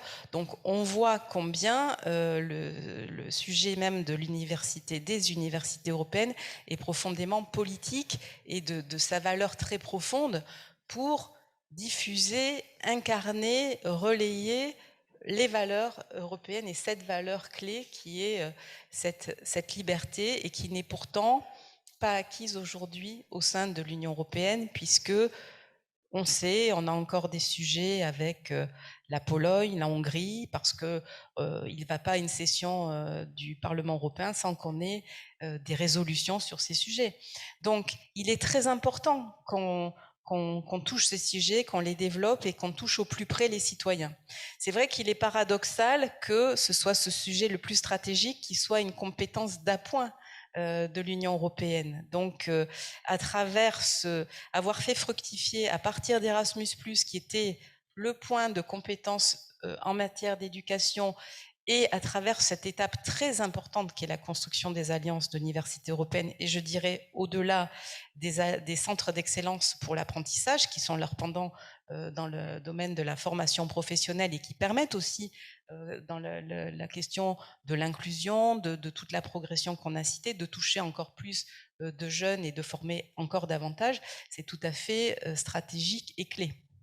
Voilà, donc je ne dirai jamais assez l'importance que cela revêt. Et puis il y a une dimension qui est plus technique, pratique, mais que je souhaitais souligner, c'est que alors Erasmus+, on sait la valeur que ça a. Ce n'est pas un hasard si lors du Brexit, le premier sujet et le premier coup de ciseau donné aux relations, ça a été Erasmus, avec quelque chose de très symbolique aujourd'hui que de se détacher du système d'échange en matière d'éducation, de jeunesse. Voilà. Et donc, Erasmus et les alliances d'université répondent à un sujet très important, c'est la question de la fuite des cerveaux qui se pose pour beaucoup dans les pays les plus orientaux de l'Union européenne et qui est un véritable sujet parce que Erasmus peut être combattu de l'intérieur quand il s'agit de dire ben non, on veut plus que nos jeunes partent encore. Là, c'est un moyen au contraire de montrer que l'Union européenne est partout et diffuse. Et en ça, il y a cette question de profond démocratisation du programme. Donc voilà pourquoi, c'est vrai que j'ai déjà dit dans mon discours la valeur qu'avait cette initiative et combien nous souhaitons la renforcer. Et il y a un sujet clé qui est celui des budgets. On a déjà doublé Erasmus+, j'ai dit, on convainc nos collègues les plus rétifs, mais ce sera important aussi pour l'avenir que d'asseoir le financement des universités européennes et donc au-delà des principes, des contenus des programmes et des programmes opérationnels, il y a cette question des budgets qui doit être absolument sanctuarisée sur lequel nous veillons. Sur une deuxième partie peut-être un peu plus générale, je voulais revenir sur, au-delà valeur identité, la question qui est portée de la citoyenneté européenne. C'est une question fondamentale, puisque la citoyenneté européenne est un concept qui existe, qui date, mais qui est récent, qui date des traités de Maastricht, donc années 2000, fin des années 2000, mais qui peine pour autant à s'installer et qui n'a pas de support. Donc c'est vrai que dans les mouvements les plus pro-européens et les groupes les plus pro-européens comme le mien, c'est un sujet tout à fait fondamental. Et évidemment, dans ce domaine, l'éducation est tout à fait clé. On a parlé, alors je parlais tout à l'heure de la conférence pour l'avenir de l'Europe, j'y reviens parce que une des décisions qui a été poussée et prise, c'est l'intégration d'un module d'enseignement civique et citoyen dans tous les pays de l'Union européenne pour même les plus jeunes, pour des classes d'âge qui font que cette question du sentiment d'appartenance européen, il infuse de plus en plus tôt. Et vous avez cité des expériences que mènent les universités européennes et qui sont tout à fait clés comme lancement de ces sujets, parce qu'évidemment, c'est très sensible politiquement que de dire, oui, l'éducation est une compétence nationale. Attention, certains pays, voire régionales, certains pays sont très rétifs à avoir l'intégration, la mainmise de l'Union européenne. Pour autant, peut-on faire partie de l'Union européenne sans en maîtriser un minimum d'éléments de citoyenneté et de civisme? Voilà, donc c'est toute une question. Donc en ça, les travaux et les projets et les expériences qui sont menées par les alliances d'universités européennes sont tout à fait clés. Voilà, je discourir encore, je vais peut-être passer la parole à mes collègues, mais je voulais éclairer en tout cas toutes les dimensions. Bien sûr, il y a les dimensions d'enseignement, la question, j'ai parlé, je l'espère, d'un futur diplôme européen reconnu comme tel, avec toutes les complexités que ça représente. Mais voilà pourquoi nous avons les alliances d'universités européennes sont aujourd'hui si importantes et si stratégiques pour le futur de l'Union européenne. Merci. Merci beaucoup pour cette contribution que je résumerai très synthétiquement sur le besoin d'avoir une meilleure circulation des cerveaux au sein de l'Union européenne en luttant contre la fuite des cerveaux, le besoin de financement, et vous avez tout à fait raison, les universités européennes qui ont été construites principalement sur le programme Erasmus a besoin de développer maintenant son bras recherche pour pouvoir avoir ces effets de levier nécessaires, et la citoyenneté et éducation qui est effectivement le cœur du projet que vous portez. Merci beaucoup. Je continue sur cette première partie de de cette table ronde qui est dédiée sur l'analyse de cette phase pilote. Et je vais maintenant m'adresser à Jakub Grodecki, vous qui suivez les universités européennes depuis très longtemps, comme membre du bureau de l'Union des étudiants européens. Partagez-vous ce constat qui vient d'être tracé et quel bilan vous faites de cette première phase pilote des universités européennes? Thank you very much, Patrick. And first of all, I'd like to thank you very much for invitation and having us here as a students. Merci beaucoup d'être là en tant qu'étudiant. Et c'est vrai, ça fait du bien de voir qui sont les personnes à l'origine de cette initiative, parce que cela fait 3 ans qu'on travaille à cette initiative au sein de l'organisation que je représentais. Donc, je suis ravie d'être avec vous aujourd'hui et on a fait cela avec beaucoup de parties prenantes, avec les institutions. On a des unions d'étudiants de 40 pays, donc cela va en dehors de l'Union européenne. Et personnellement, le sujet m'est particulièrement cher. C'est le fait que cette union a été créée avant la pandémie. En fait, il y avait des discussions qui étaient mises en place et cela permettait d'abolir les barrières entre les pays. Donc, ça a été la première opportunité pour les unions, les alliances de rencontrer leurs collègues au sein de l'alliance et d'échanger les pratiques pour voir ce à quoi ressemble la démocratie dans les universités. Parce que ici, on parle d'alliance européenne, mais derrière les portes, en fait, on parle de la démocratie et de voir comment on peut développer la compréhension démocratique de nos pays et comment on peut faire cela au niveau culturel. Et donc, c'est une des valeurs fondamentales de l'enseignement supérieur dans le processus de Bologne.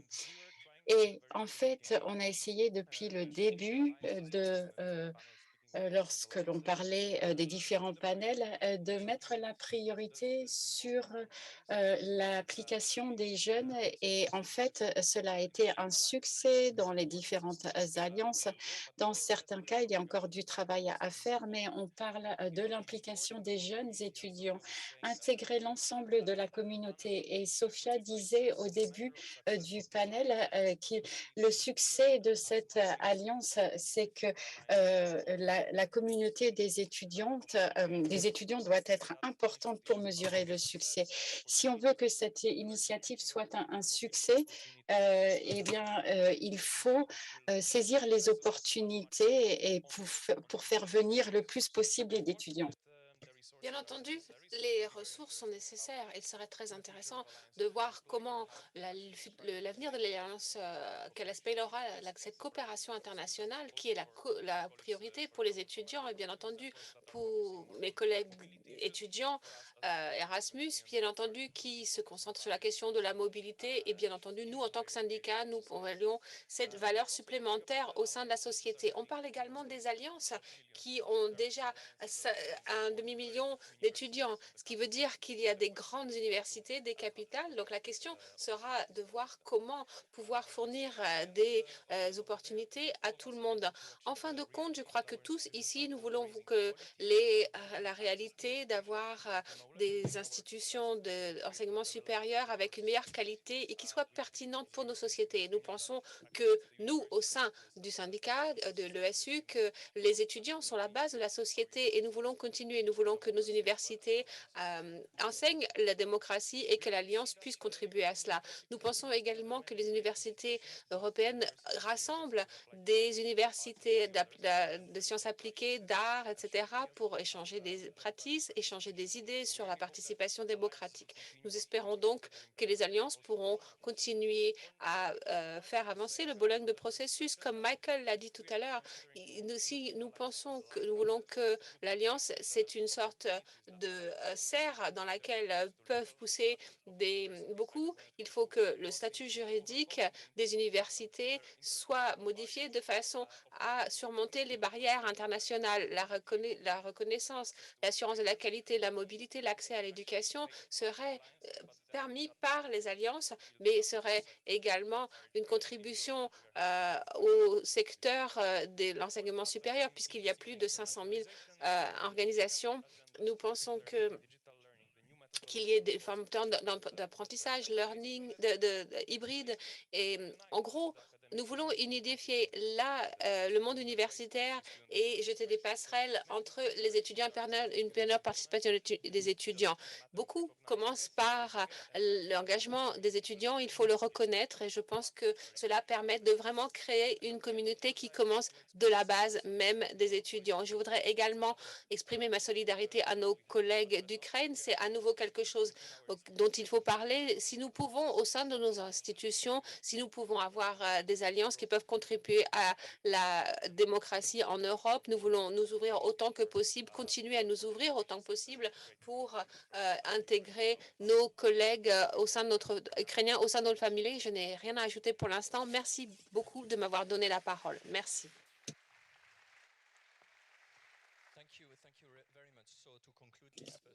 Merci beaucoup pour conclure ce premier débat. Excusez-moi, je suis passée en français. À l'Union européenne, à travers les alliances d'universités européennes, à travers vos 3 interventions, je vois que cette première analyse d'être phase pilote des universités européennes est extrêmement positive. Je retiens de votre intervention, Jacob, l'augmentation de cette communauté des étudiants, ce sentiment finalement de partager la démocratie dans différents pays, l'internationalisation des universités et, vous l'avez mentionné à la fin et on abordera le sujet tout à l'heure, ce sentiment aussi de solidarité qui crée aussi l'ADN de l'Europe, ce sentiment de solidarité extrêmement présent chez nos étudiants. Merci pour vos 3 interventions sur cette première partie. On va aborder maintenant la deuxième partie de cette table ronde. Je regarde le timing, il nous reste une petite demi-heure. On va essayer de tenir là-dedans, dans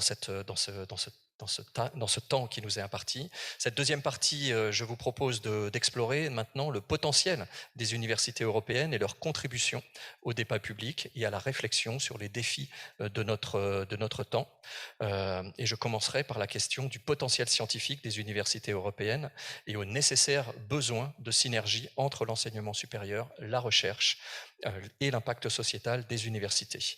Je démarrerai avec Christina Moberg qui est en ligne avec nous. Vous êtes l'actuelle présidente de l'ESAC qui rassemble les académies nationales des sciences des pays européens. Et donc, chère professeure Christina, quelles sont les synergies qui peuvent être développées entre les académies des sciences et les universités européennes afin de renforcer la contribution de la science au débat public? Thank you very much. Thank you.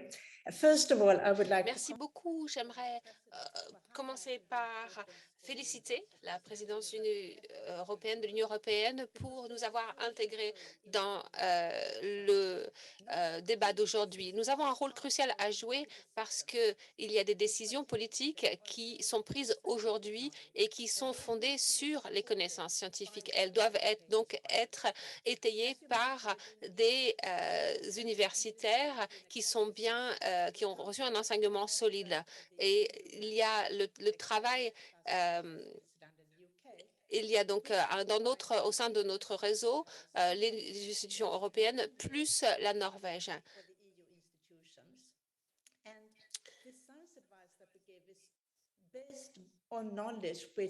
Nous fondons notre travail sur la connaissance au sein des universités. Alors, vous parlez de ce qui peut être développé entre les académies de sciences et l'université européenne. Et il y a des connexions importantes entre les universités et les académies.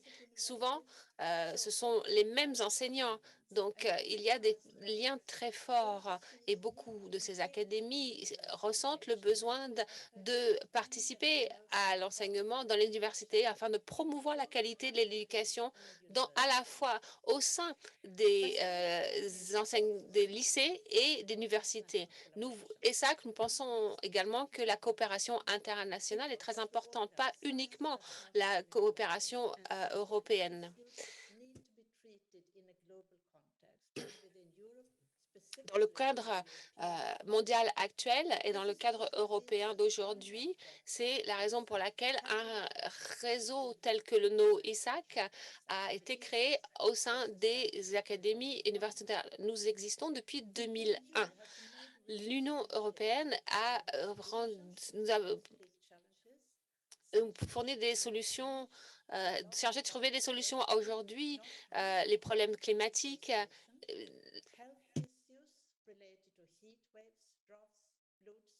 present and coming pandemics, etc. For this reason, c'est la raison pour laquelle les étudiants doivent être éduqués pour être préparés les problèmes auxquels nous sommes confrontés au niveau international. Donc, trouver des solutions aux problèmes d'aujourd'hui. Bien entendu, pour être équipés, pour pouvoir être des vecteurs de connaissances, pour être préparés à entrer sur le marché du travail européen et aussi pour avoir relever les défis de demain. C'est la raison pour laquelle des réseaux tels que le nôtre sont cruciaux et ces réseaux sont bien entendu importants pour relancer la qualité de l'enseignement universitaire en Europe, pour avoir plus d'innovation et une recherche d'excellence. J'aimerais souligner qu'en même temps que l'éducation eh bien, les budgets sont parfois réduits, il faut conserver la diversité, tirer avantage des différences culturelles et trouver des transitions et des coopérations en différents ports d'Europe, avec également un lien avec le monde. En ce qui concerne les conseils que nous demandons en termes de politique, on ne peut pas forcément appliquer les mêmes règles en Espagne et en Norvège ou en Finlande, par exemple. Il faut que donc rassembler des gens avec des cultures différentes. Il faut une meilleure compréhension et cela est très bien établi, qui est peut-être bien entendu basé sur la science. J'aimerais moi aussi à nouveau citer le discours prononcé par le président Macron. Il a dit que l'Europe n'est pas une zone homogène. Il faut que la sophistication européenne est manifeste, est tellement évidente, et sans elle, l'Europe ne serait pas l'Europe. La diversité et l'égalité des chances sont très importants pour la science et pour que les universités peuvent créer de nouveaux citoyens, et aussi pour permettre au public de prendre part au débat au sein des sociétés, de prendre une position dans les débats d'aujourd'hui, pas seulement pour les sociétés, mais les enjeux dont nous parlons au sein de ESSAC. Ces valeurs sont très importantes et cruciales pour nos démocraties. Merci beaucoup.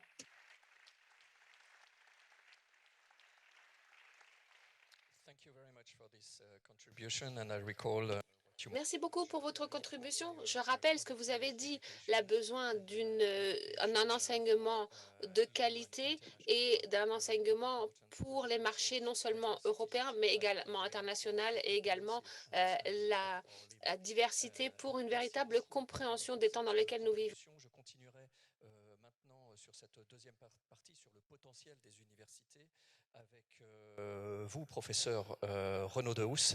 Vous êtes le président de l'Institut universitaire européen, qui est un institut d'enseignement et de recherche créé pour contribuer au développement culturel et scientifique des sciences sociales dans une perspective européenne. Vous avez rejoint l'Alliance Civica en 2019 et la question que je vais vous poser est la suivante. De votre point de vue, comment exploiter le potentiel des universités européennes pour contribuer au débat public et à la réflexion sur les défis de notre époque? Eh bien, deux remarques. La première peut-être pour situer l'apport de ce que j'appellerais cette nouvelle génération de l'idée d'université européenne, parce qu'elle n'est évidemment pas neuve, elle est vieille comme l'idée d'intégration européenne, ou peu s'en faut. Et la seconde, justement, pour répondre à votre question relative à l'ouverture plus générale de ces nouvelles structures. Et d'une certaine façon, il est bon de partir de l'histoire parce qu'elle nous permet de comprendre où nous en sommes, en quelque sorte, dans l'idée d'université européenne. Je distinguerai peut-être 3 phases dans ce processus. La première, très simple, la plus ancienne, consiste à dire créer une université européenne, c'est créer un creuset dans lequel un très petit nombre d'étudiants et d'enseignants-chercheurs s'attacheront à l'étude de certaines questions et le feront en toute autonomie, bien entendu, comme il se doit dans une structure universitaire, mais surtout dans un modèle parfaitement transnational qui ne sera rattaché à aucun système national. C'est le cas, historiquement, le premier exemple que l'on puisse citer, c'est le Collège d'Europe, qui se situe à Bruges. Mais l'Institut universitaire européen que vous avez évoqué est peut-être un exemple plus poussé encore, puisque pour le mettre à l'abri en quelque sorte des influences internationales, on lui a donné un statut d'organisation internationale régi par un traité qui lui est propre, le traité de Florence, etc. Le MBL à Heidelberg fait la même chose dans le domaine des sciences de la nature.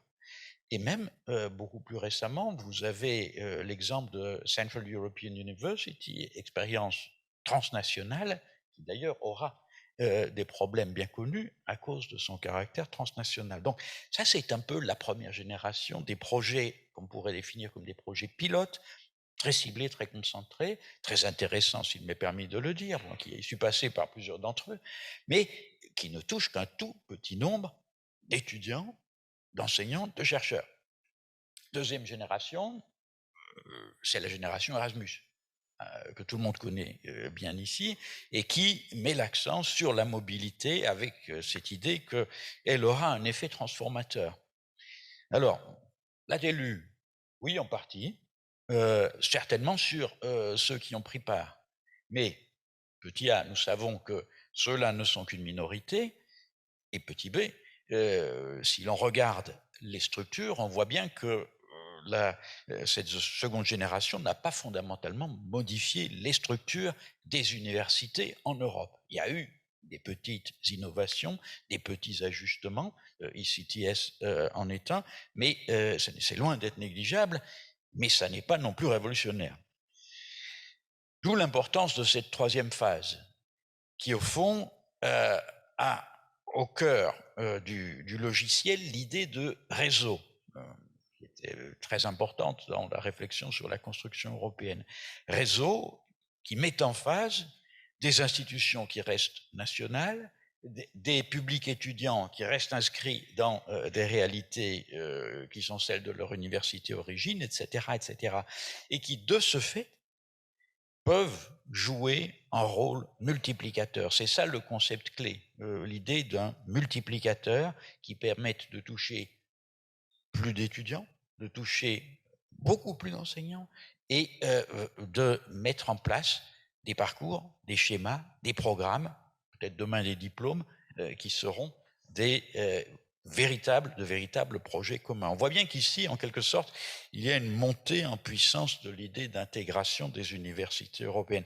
Et c'est ce qui explique, par exemple, qu'une structure comme l'Institut universitaire européen, qui faisait partie de la première vague, en quelque sorte, a cru utile tout de suite de s'engager dans la troisième, parce que nous voyions très bien le fait que la possibilité de rejoindre, de nous unir à un ensemble d'institutions qui, comme nous, étaient des institutions spécialisées dans les sciences sociales et les humanités, comportait l'effet multiplicateur dont je parlais. Et ce n'est pas négligeable parce que passer de petites institutions à une alliance d'institutions en réseau, c'est vraiment changer de dimension. Notre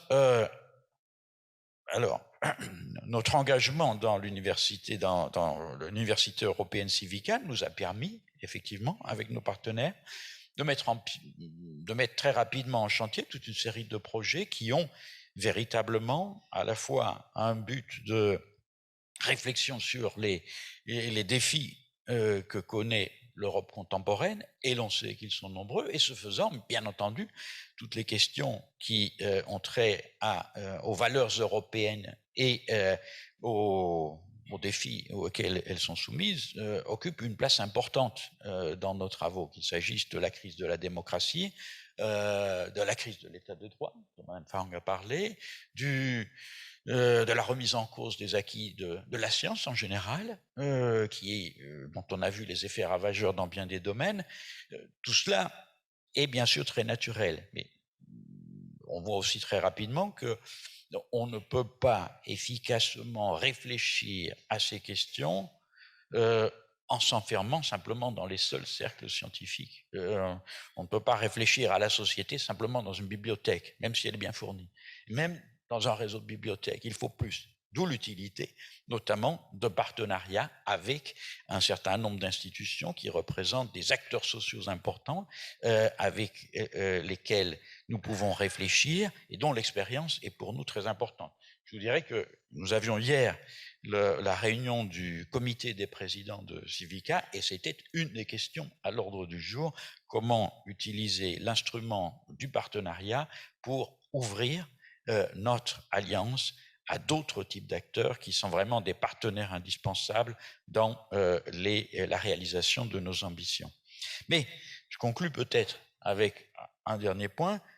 Pour que tout ça puisse véritablement atteindre tout son potentiel, il ne suffit pas de volontarisme, il faut aussi que tous les instruments nécessaires puissent être mobilisés. Alors, je m'en voudrais de ne pas utiliser la tribune que j'ai ici pour soulever un problème qui nous a aussi beaucoup retenu hier, qui est celui de la place de la recherche dans tout cela. Parce que, vous l'avez évoqué,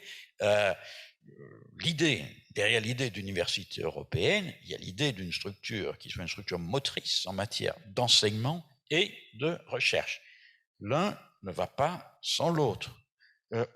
L'enseignement de qualité doit être irrigué par une recherche de qualité et pas simplement pour ceux qui font un doctorat. Ça doit couvrir tous les niveaux d'intégration des programmes.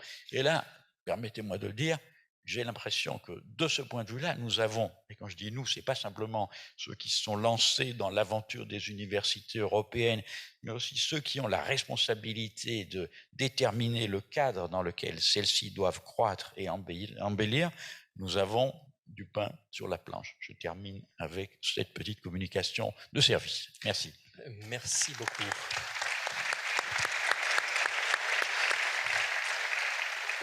Merci, vous faites bien de rappeler que les universités doivent marcher sur deux jambes, l'enseignement supérieur et la recherche, les deux étant indissociables. On est très très court en temps, mais en tout cas merci de nous avoir rappelé un petit peu cette historique de ces différentes phases en rappelant effectivement que l'Institut universitaire européen de Florence préfigurait d'une certaine manière de cette idée des universités de demain et que ces universités européennes sont des lieux de transformation de notre ESR collectif avec un effet multiplicateur, comme vous l'avez très bien dit. Nous allons passer à la troisième partie de cette table ronde et aborder maintenant l'analyse que nous pouvons faire des... Mais je vous en prie, voilà, merci beaucoup de votre participation et nous comprenons parfaitement vos obligations. Merci encore, Madame la députée. Donc, nous allons aborder ensemble les perspectives de développement des universités européennes sous l'angle des valeurs européennes. Nous l'avons déjà évoqué tout à l'heure à travers le sentiment d'appartenance, mais aussi dans le contexte géostratégique que nous connaissons aujourd'hui, qui est particulièrement difficile, sous l'angle de la solidarité internationale. Et nous avons aussi déjà évoqué cette solidarité à plusieurs reprises. Je donnerai la parole pour aborder ce sujet-là à Olga Vikorivna-Pokuan. Vous êtes la rectrice de l'université Vladimir Dal en Ukraine et je vous remercie sincèrement d'être parmi nous aujourd'hui, malgré la situation extrêmement difficile que le peuple ukrainien vit. L'impact de la guerre sur les établissements d'enseignement supérieur ukrainiens est clairement massif. Votre ministre de l'enseignement supérieur et de la recherche recherche a eu l'occasion à maintes reprises de nous expliquer combien systématiquement les établissements d'enseignement supérieur, de recherche et d'éducation ont été ciblés. Et j'aimerais bien vous entendre aujourd'hui, cher Ola, quelles seraient vos attentes vis-à-vis des alliances d'universités européennes? Nous avons vu qu'elles sont prêtes à participer à cet effort. Comment vous voyez ces perspectives de développement du futur des initiatives d'universités européennes leur permettant de répondre efficacement à la crise que vous traversez actuellement? Et je vous remercie à nouveau d'être parmi nous aujourd'hui.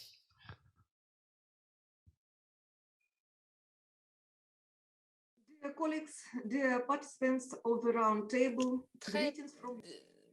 Chers collègues, chers participants, bonjour d'Ukraine. Merci beaucoup de votre invitation de participer à cette table ronde. Ce sujet est particulièrement important pour nous, pour l'Ukraine et dans la perspective de notre candidature à l'Union européenne. Effectivement, la situation est très difficile. Bien entendu, la migration a été importante et elle continue. J'aimerais remercier toutes les personnes, toutes les institutions qui nous ont soutenus dans cette période difficile. Les universités sont des agents de changement pour permettre des meilleures expériences, pour un meilleur avenir pour les sociétés européennes. Les systèmes d'éducation suit d'assez près l'évolution des systèmes éducatifs européens. Il y a un certain nombre de documents qui ont été signés, des accords européens qui ne sont pas forcément toujours traduits dans les législations européennes, mais ils permettent, bien que ce ne soit pas encore fait, c'est une sorte de feuille de route pour les universités européennes. Il va falloir une véritable redéfinition radicale du système de l'enseignement supérieur.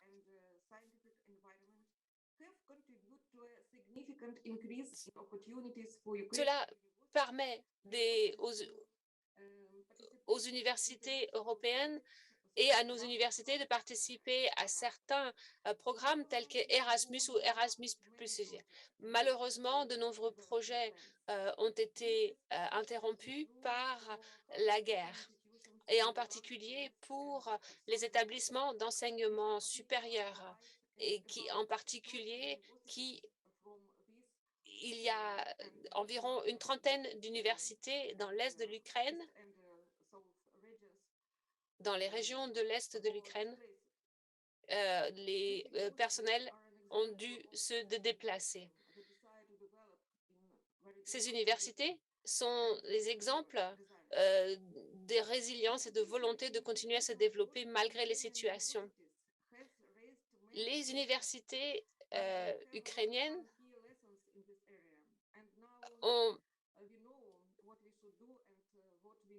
nous avons une meilleure idée de ce dont nous avons plus besoin, c'est-à-dire tout d'abord une première mobilité.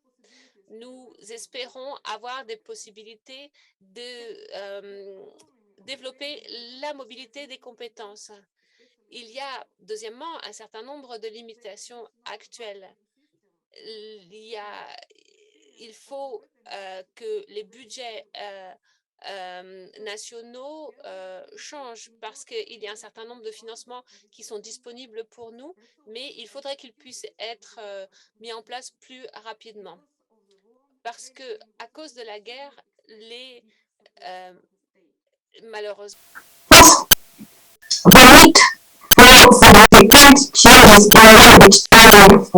deuxièmement, besoin d'un changement radical. Actuellement, l'enseignement des langues étrangères doit être amélioré parce que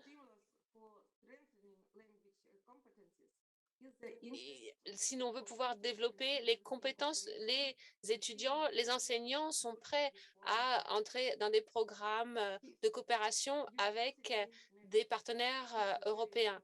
Cinquièmement, les universités, bien entendu, sont très importantes. Nos universités doivent pouvoir avoir des partenariats très importants avec des établissements européens, avec les établissements ukrainiens. Les universités représentent beaucoup de choses.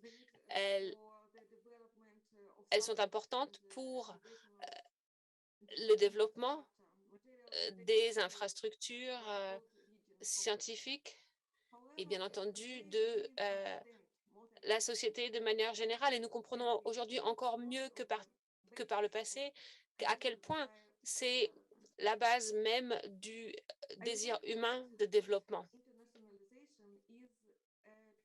L'internationalisation, c'est un processus extrêmement intéressant.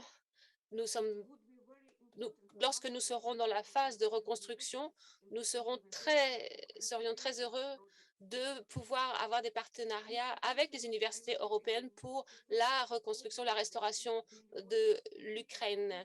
Nous savons qu'il y a des personnes de nombreux pays qui souhaiteront venir et ils seront bienvenus en Ukraine.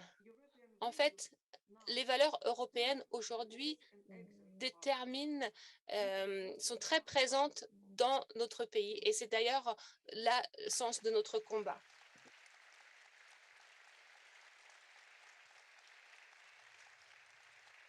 Thank you.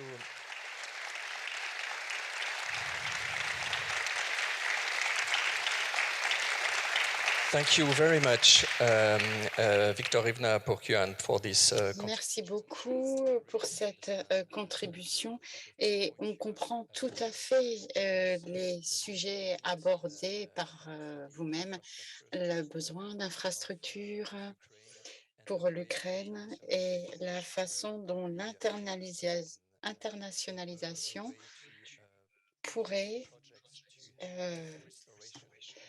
conduire à des projets permettant de restaurer les infrastructures d'enseignement supérieur et de recherche en Ukraine. Merci beaucoup. Et on va finir maintenant avec nos deux collègues. Michel Tazada, vice-président de la conférence des recteurs de l'Université polonaise, et Jean-Marc Panex, président des partenariats académiques à l'Université de Strasbourg et Alliance de l'Université européenne Épicure. À tous les deux. Qu'est-ce qui pourrait être fait après ce que vient de dire notre collègue ukrainienne? Qu'est-ce qui pourrait être fait à travers les universités européennes en termes de coopération académique, scientifique et institutionnelle en vue de soutenir les partenariats ukrainiens? Et je commencerai par notre collègue Machal Zazada qui est en ligne avec nous. Il nous reste 7 minutes. Nous sommes désolés de ce temps très contraint, mais je vous remercie par avance pour réussir dans ce temps de parole contraint. On pourra prendre quelques minutes ou deux en plus. Mais voilà, la parole à Michal Zazada en premier. Thank you very much. I hope you can hear me. Thank you very much. J'espère que vous m'entendez. J'ai l'habitude de cette situation lorsqu'on est dernier dans le panel et que presque tout a été dit. Mais j'ai écouté avec attention ce que notre collègue Ola disait. Et nous avons beaucoup d'expérience en termes de coopération et d'aide envers les universités ukrainiennes, d'une part. Et en tant que pays ayant rejoint l'Union européenne récemment, nous n'avons pas beaucoup d'expérience dans ce processus qui permet de façonner notre système afin de respecter non seulement le système juridique de l'Union européenne et de respecter les valeurs européennes.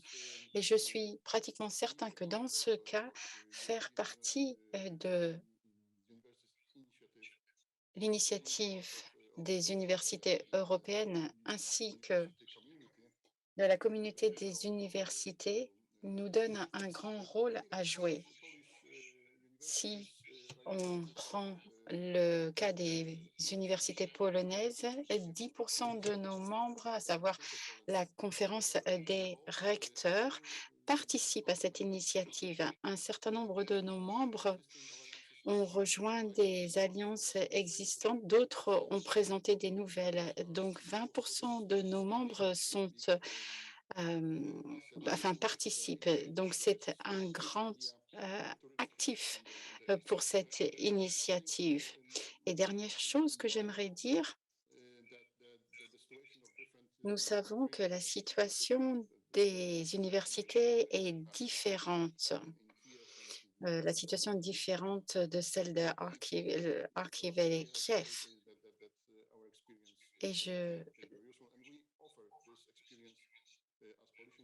Et on offre notre expérience en tant qu'université polonaise. Et il va de notre responsabilité par rapport aux jeunes générations de montrer ce que nous avons fait pour répondre aux différents défis de l'époque contemporaine. Et ce n'est pas uniquement le changement climatique, l'égalité, l'écodiversité, mais également ce que nous avons fait pour l'Ukraine et le développement des valeurs européennes communes. Merci beaucoup. Merci. Merci beaucoup. Donc, même question, Jean-Marc Planex, qu'est-ce qui pourrait être fait pour répondre à cette interrogation de notre collègue ukrainienne?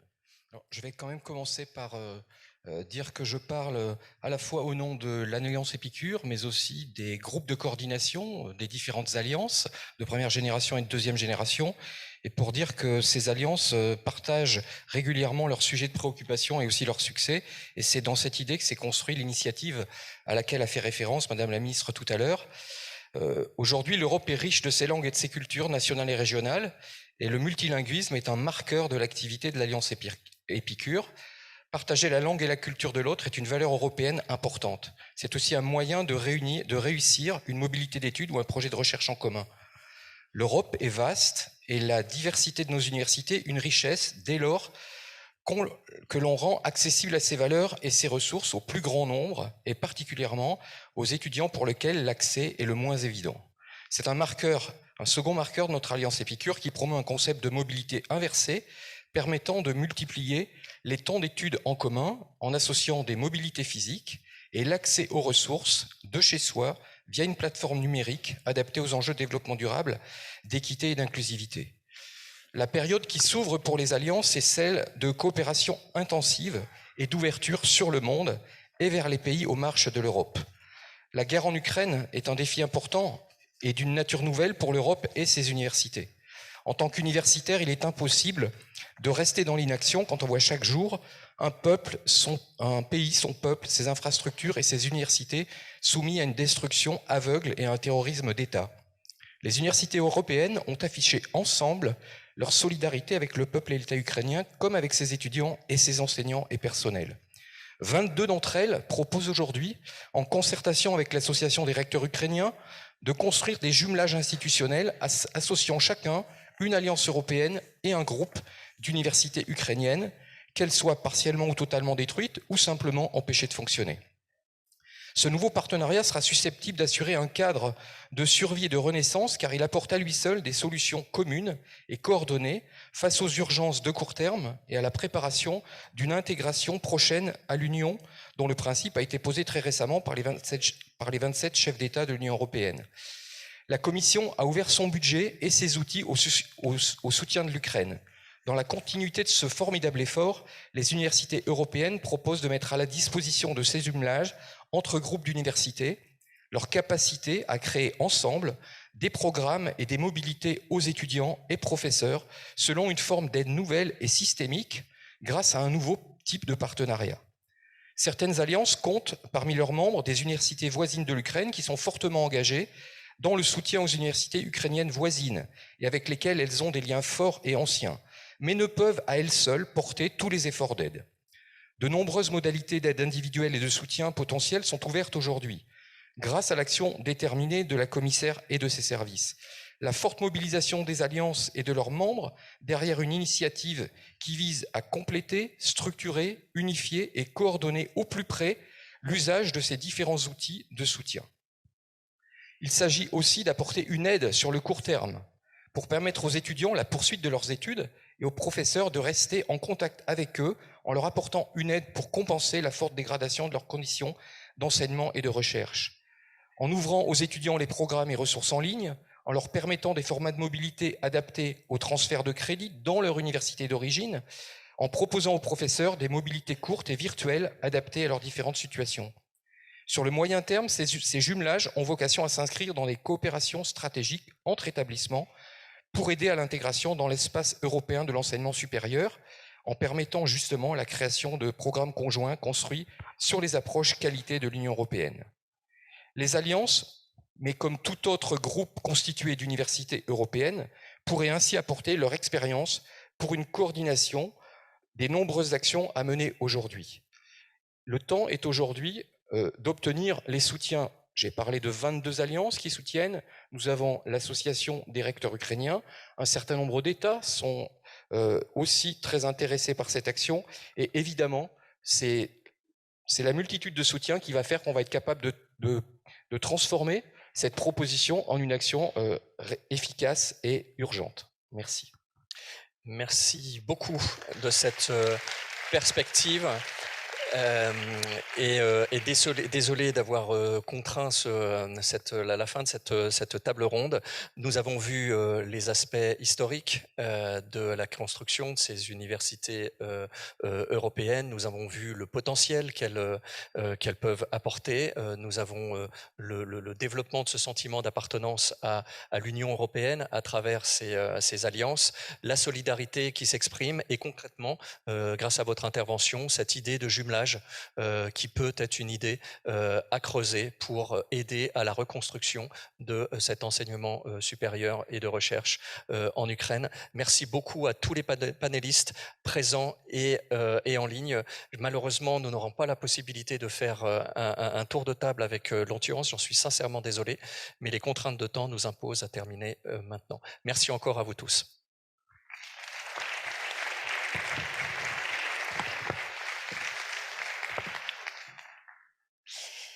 Et merci à vous tous, si nombreux dans le public. Je vous rappelle que vous avez un QR code qui, via l'application de l'Eurocampus, vous permet d'accéder au programme et de visiter aussi notre village des alliances universitaires et de visiter donc les nombreux stands présents. Et par ailleurs, je vous rappelle donc que c'est le moment des 5 atelier autour de la question de renforcer la dimension européenne de l'enseignement supérieur, dans l'enseignement supérieur, la recherche et l'innovation, et qu'on vous donne également rendez-vous à 16h pour la table ronde intitulée « Stimuler le rôle et le leadership de l'Europe dans le monde » avant notre séance de clôture de notre Eurocampus. Beau programme à tous. Merci beaucoup.